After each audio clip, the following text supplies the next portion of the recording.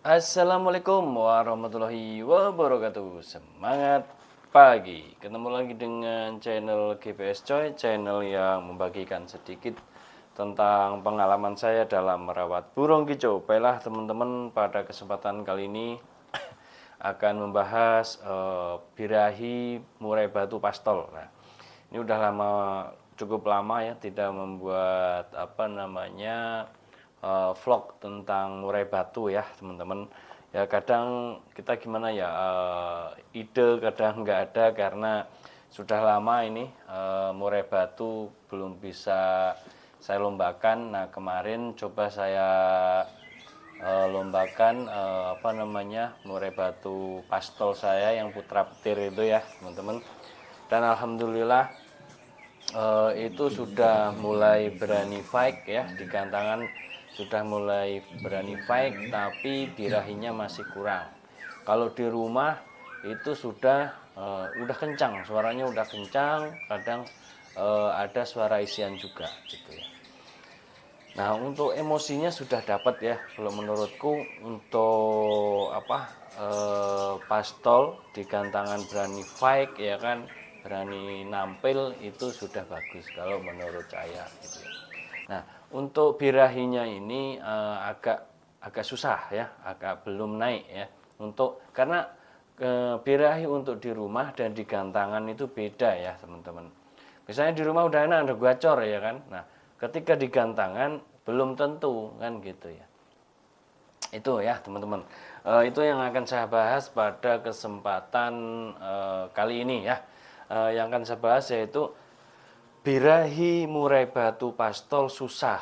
Nah itu apa sih penyebabnya sebenarnya kan gitu ya. Jadi begini teman-teman ya, untuk birahi murai batu terutama yang pastol ini perlu rawatan yang agak konsisten ya, agak konsisten dan perlu pemahaman karakter yang dimiliki oleh murai batu yang kita miliki ya teman-teman. Maksudnya gimana Om? Maksudnya ya, untuk pemberian jangkrik ya, pemberian jangkrik ini kalau dibom belum tentu dia malah gacor. Nah ya, jadi gimana caranya Om supaya dia itu pas gitu ya? Yaitu berikan sesuai yang dia telan gitu ya. Itu teman-teman, ini saya sudah saya buktikan kepada cuca hijau ya teman-teman. Murai batu pastol saya putra petir itu ya, murai batu putra petir yang masih pastol. Nah jadi ketika saya bom 10 ya, saya bom 10, dia itu tingkat gacornya malah jarang ya teman, bunyinya itu malah jarang itu. Tapi kalau saya berikan sesuai yang dia telan, langsung dimakan, langsung ditelan, itu malah rajin bunyi teman-teman ya. Jadi saya selalu eksperimen ya beberapa kali. Jadi saya eksperimennya itu per 1 minggu. Misalnya nih, 1 minggu saya jor 10 pagi 10 sore jangkriknya. Tahu hasilnya seperti apa gitu kan. Ini hanya dimulai dari hanya jangkrik gitu ya teman-teman. Hanya jangkrik. Nah ternyata selama saya bom 10 pagi 10 sore, itu jangkriknya itu banyak diberantakin di bawah. Kadang ada yang nggak dimakan gitu ya teman-teman. Dan nggak ada perubahan untuk gacornya selama 1 minggu terapi bom jangkrik. Nah setelah saya amati lagi, 1 minggu saya kasih yang dia langsung habis. Ketika saya kasih rutin ya, jadi saya terapinya itu ketika embun langsung kasih jangkrik gitu ya. Kalau yang saya pahami kemarin itu, dia itu ketika dimakan langsung habis, telan langsung habis, saya rutinkan dia itu habisnya kan 6 ya. 6. Jadi 6 itu patok, pokoknya langsung habis seketika itu gitu ya. Itu saya rutinkan malah gacor. Nah, akhirnya saya rutinkan terus. Nah, gitu teman-teman ya. Jadi nemuinya seperti itu, memahami karakter untuk pemberian EF-nya seperti itu ya, teman-teman.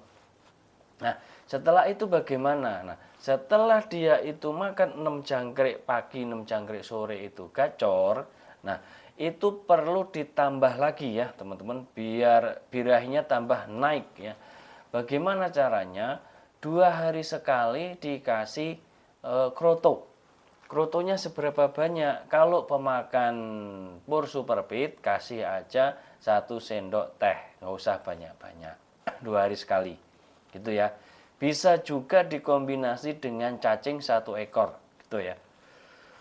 Kalau misalnya tidak dikasih kroto, bisa dikasih cacing. Ini untuk mendongkrak birahinya ya. Karena birahi murai batu pastol ini agak perlu yaitu tadi dipahami. Dipahaminya seperti itu tadi, pemberiannya ini ketika dikasih ini selama seminggu apa reaksinya, ketika dikurangi apa reaksinya. Ini perlu eksperimen gitu ya. Jadi belum tentu murai batu pastol itu dikasih jangkrik banyak belum tentu gacor. Nah gitu ya teman-teman, malah bengong ya gimana ya, bengong nggak bunyi ngeriwik ya seperti itu.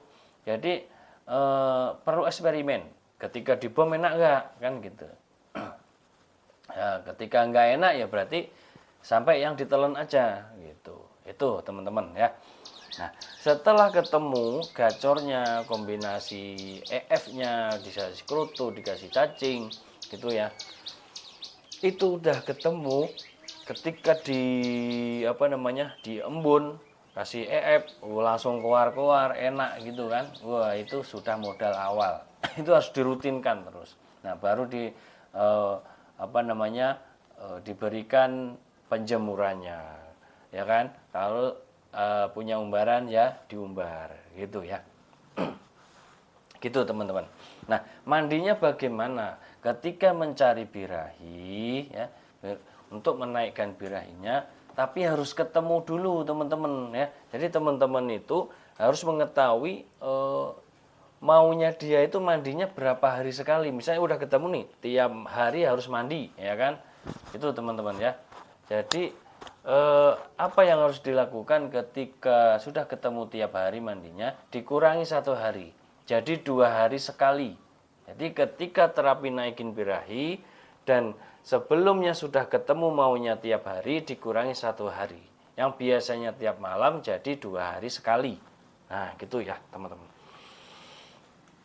Jadi biar aman ya, tetap terjaga mandinya gitu ya. Jangan terutama ini pemakan pur superpit ya teman-teman. Pemakan pur superpit ini bisa kombinasi bisa kombinasi bisa. Tapi yang penting itu tadi sudah ketemu pola mandinya itu teman-teman ya. Ini ya sedikit tentang birahi murai batu pastol. Nah setelah ketemu birahinya gacor di rumah, nah itu belum tentu gacor di lapangan. Nah perlu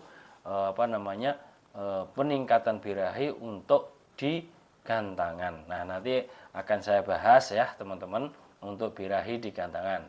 Dan ini juga saya uji coba terus untuk birahi di gantangannya itu seperti apa. Nanti kalau sudah ketemu akan saya bahas kepada teman-teman sekalian. Demikian teman-teman, semoga ini ada manfaatnya ya.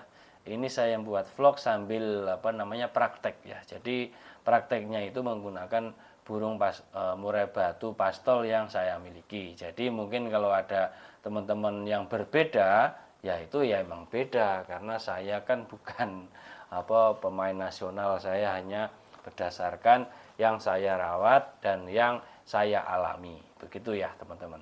Demikian teman-teman, akhirnya wassalamualaikum warahmatullahi wabarakatuh. Semangat pagi.